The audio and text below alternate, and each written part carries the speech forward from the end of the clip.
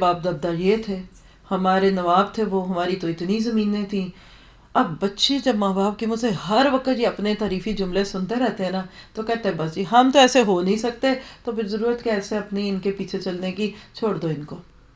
حالانکہ آپ دیکھیے کہ ایسے ماں باپ اپنے بچوں کا کانفیڈنس لوز کر کے فائدہ نہیں پاتے. جو یہ سوچ رہے ہوتے ہیں وہ ان کو ملتا نہیں ہے. ایسے ماں باپ کی ایک علامت ہے، آپ خود اپنے اوپر چیک کیجیے کہ ایسے ماں باپ سے بچے گھبرانے لگتے ہیں، پاس نہیں بیٹھتے، زیادہ دیر ان کو وقت نہیں دیتے.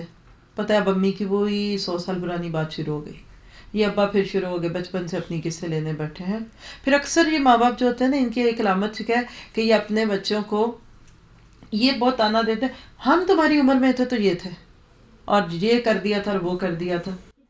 آپ نے ایک جوک تو سنا ہی ہوگا، ایک باپ تھا تو وہ اپنے بچے کو بہت تانا دیتا تھا اکثر نا، تمہاری عمر میں یہ تھا تو یہ کیا، تمہاری عمر میں تھا تو میں نے تو میٹرک کر لیا تھا، تم ابھی مڈل میں پھنسے ہوئے ہو. تو ایک دن تھک کے کہنے لگا، ابا آپ کی عمر میں تو وہ فلاں شخص امریکہ کے کسی پرانے صدر کا نام لے کے کہتا ہے کہ آپ کی عمر میں تو وہ امریکہ کا صدر بن چکا تھا، تو آپ کیوں نہیں بنے. تو بات سچ ہے نا. اس طرح بچوں کو ہم بعض دفعہ اریٹیٹ کرتے ہیں. اسی طرح ایک ساتویں قسم کی پیرنٹنگ یا پیرنٹس ہیں، وہ کون سے ہیں؟ رولنگ پیرنٹس، روب دار ماں باپ. ہر وقت بچوں پہ رول کرنا چاہتے ہیں. وہ بچوں کو اپنی جاگیر سمجھتے ہیں. چونکہ ہم نے پیدا کیا، سنو، لسن ٹو می، غور سے سنو، بیٹھو، ادھر کرو. اچھا یہ ہوتے بہت کم بولنے والے ہیں. روب ان کا کیسے قائم رہتا ہے کہ یہ بولتے بہت تھوڑا ہے، کمیونیکیٹنگ نہیں ہوتے، کھٹے ہوئے. اچھا اکثر میں نے فیل کیا کہ باپ ایسے ہوتے ہیں، مائیں چپ رہ ہی نہیں سکتی بیچاری، لیکن کچھ باپ ہوتے ہیں نا، ان کا روب بہت ہوتا ہے، کھورتے چاہتے کہیں کہ بس اشارہ کریں تو ہماری بات مانی جائے. اب اس کا نقصان کیا ہوتا ہے کہ جب باپ ماں گھر میں آئی، بچے سہم کے کونوں میں لگ گئے، اکیلے میں 10 باتیں جمع کرتے ہیں، اچھا یہ باتیں کریں گے وہ کریں گے، لیکن جب ماں باپ سامنے آتے ہیں تو وہ یہ بات کر ہی نہیں سکتے. نتیجہ کیا ہوتا ہے؟ پیچھے ہو جاتے ہیں. پھر ایک 8ویں قسم کے پیرنٹس ہوتے ہیں، پشنگ پیرنٹس، مجبور کرنے والے پیرنٹس. تمہیں کرنا پڑے گا، میں نے جو کہہ دیا. آپ کہہ لیں امپیشنٹ پیرنٹس، بے صبر ماں باپ. اپنے شوق کی بھیٹ بچوں کو چڑھا دیتے ہیں. بچپن سے پہلے ان کو پڑھانے میں، لکھانے میں، کپڑے پہنانے میں، اسکول جانے میں، کھلانے میں، پلانے میں پش کرتے ہیں، اور ذرا بڑے ہو جائیں تو پھر شادیوں پہ، یہ شادی ہی ہوگی، یہ شادی نہیں ہو سکتی، یعنی پش دھکے لگانے والے. اب آپ سوچئے کہ جب آپ ایک بچے کی تربیت میں اتنا پشی سٹائل کر دیں گے تو وہ خود چلے گا؟ آپ سوچیں نا، آپ کہیں کھڑے ہیں، بس جب کوئی آپ کو پیچھے سے پش کرتا ہے تو آپ چلتے ہیں، اور پش نہیں کرتا تو آپ رک جاتے ہیں. تو کیا آپ خود محنت کر کے چلیں گے؟ ایسے ماں باپ جو ہوتے ہیں نا، ان کے بچوں میں آگے بڑھنے کی صلاحیت ختم ہو جاتی ہے، انیشیٹونیس ختم ہو جاتی ہے، یعنی کسی کام میں یہ آگے خود نہیں بڑھنا چاہتے. اب آپ دیکھیں نا کہ ایک کورے کاغذ کی طرح اللہ ہمیں ایک پیارا سا بچہ دے دیتا ہے، اگر ہم اس کے بارے میں اپنے ذہنوں میں اتنا سینسٹیونیس نہ رکھیں تو پتہ نہیں ہم اپنے بچوں کے ساتھ کیا کچھ کرتے رہتے ہیں، کیا کیا بولتے رہتے ہیں. تو لہٰذا ہمیں اس چیز کو سامنے رکھنا چاہیے کہ کبھی بھی بچوں کو پش نہیں کرنا چاہیے. چلیے 9ویں قسم کے پیرنٹس سے ملتے ہیں، اور وہ کون سے ہوتے ہیں؟ ڈس ہارٹرز، بچوں کا دل توڑنے والے پیرنٹس، حوصلہ شکنی کرنے والے، لیگ پولنگ کرنے والے. کسی کام میں بچوں کو رسک نہیں لینے دیتے. بچے کہ میں ڈرائیونگ کر لوں، نہیں نہیں نہیں نہیں، ایکسیڈنٹ ہو جائے گا. اچھا میں سوئمنگ سیکھ لوں، نہیں نہیں نہیں، تم ڈوب جاؤ گے. اچھا وہ سڑک بھی نہیں پار کرنے دیتے، میں جب تک نہ آ جاؤں تم نے سڑک نہیں پار کرنی، ہاں یہ نہ کرو، وہ نہ کرو، یہ نہ کرو. یعنی یہ اپنے بچوں کی ہمت توڑ دیتے ہیں. وہ بچے بڑے شوق سے آتے ہیں، ہم یہ کام کریں گے، نہیں نہیں نہیں، چولہا نہیں جلانے دیتی مائیں بیٹیوں کو، نہیں آگ لگ جائے گی، نہیں تیلی لگ جائے گی تمہارے ہاتھ پہ. یہ حوصلے توڑتے ہیں. بچوں میں کوئی بھی بڑی چیز آنے بھی لگے، یہ اس کے اوپر ان کو پیچھے کر لیتے ہیں. اسی طرح 10ویں قسم کے پیرنٹس ہوتے ہیں شارٹ ٹیمپرڈ، تیز مزاج، ایکسٹریملی ہائی ٹیمپر ہے ان کا، بہت جلدی غصے میں آ جاتے ہیں. یہ کون سے ہوتے ہیں؟ موڈ کے غلام. خوش ہوئے تو بچے کو چوم چوم کے اس کا کچومر نکال دیا، اور غصے میں آئے تو اس کو مار مار کے اپنے ہاتھ توڑ لیے. یقین کریں ایسی ماں کو میں جانتی ہوں کہ اس نے چھوٹے بچے کو، بڑی بھی نہیں، چھوٹا بے سمجھ بچے کو اتنا مارا کہ جب بچہ رو رو کے لال ہو گیا تو خود بے ہوش ہو گئی کہ ہائے میرا بچہ یہ ہو گیا. بعض دفعہ بچوں دودھ پیتے بچوں کو مائیں مار رہی ہوتی ہیں، بے وقوفی کرتی ہیں. تو بالکل اس طرح کے مزاج ہوتے ہیں، یہ درست نہیں ہوتے ہیں. اور ایک 11ویں قسم جو ہم سب کے لیے رول ماڈل ہوگا انشاءاللہ، وہ کیا ہے؟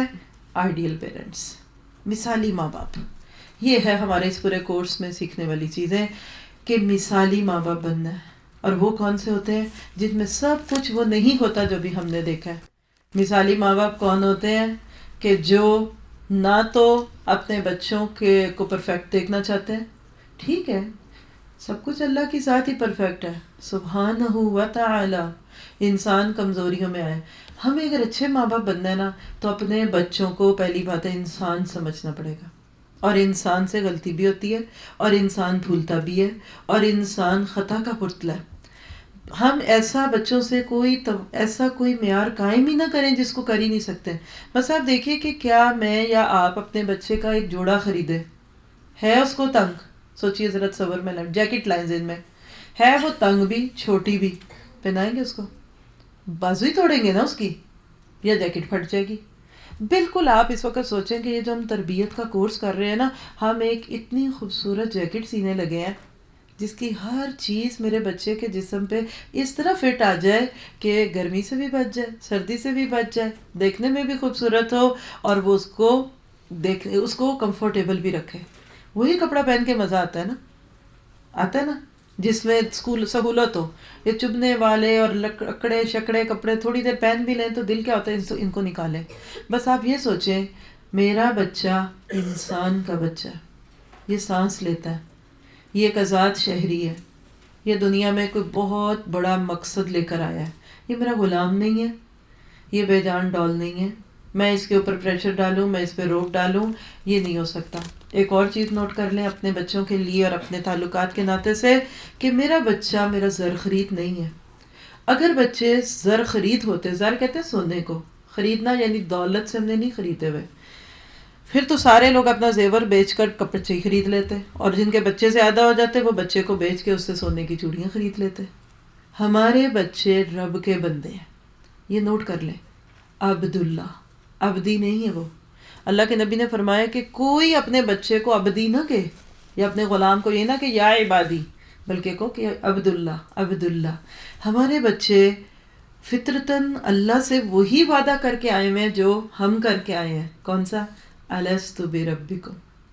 جس طرح ہمیں اللہ تعالیٰ نے آزادی دی ہے نا، ہمارے بچوں کو بھی دی ہے. یہ بھی اگلا پوائنٹ ہے کہ ہمارے بچے آزاد بچے ہیں. اب جب ہم ان کے بارے میں اپنا نقطۂ نظر ٹھیک کر لیتے ہیں نا، تو باقی باتیں بھی ٹھیک ہو جاتی ہیں. چند سوال کریں خود سے. اب آپ کو کاپی پین آپ کے سامنے ہے، آپ لکھیں اور اس میں کچھ سوال کریں. یہ ایک قسم کا سیلف اسسمنٹ ہے. کیا میں ایک کامیاب ماں ہوں؟ کیا میں ایک آئیڈیل ماں ہوں؟ کیا میں ماں بننے کی ذمہ داریوں سے آگاہ ہوں؟ یعنی مجھے پتا ہے کہ ایک ماں ہونے کے ناطے سے مجھے کیا کرنا ہے.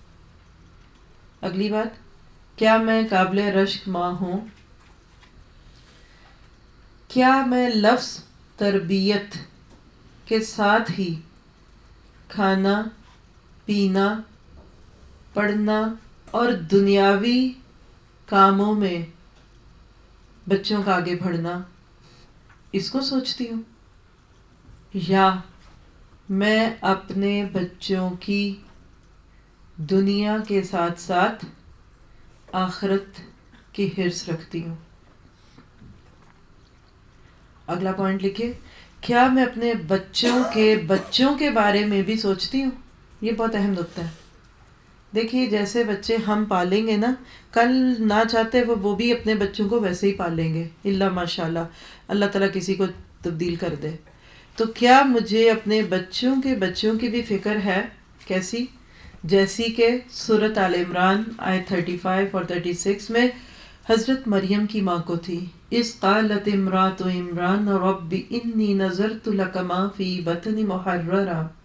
جب عمران کی بیوی نے کہا، اے میرے رب، میں نے نظر کیا تیرے جو میرے پیٹ میں ہے بچہ آزاد کرتے ہوئے، فتقبل منی، بس میری طرف سے قبول کر، انک انت السمیع العلیم، بے شک تو خوب سننے اور جاننے والا ہے. اس ماں کو فکر کیا تھی؟ فلما ودعتها قالت رب انی وضعتها انثی.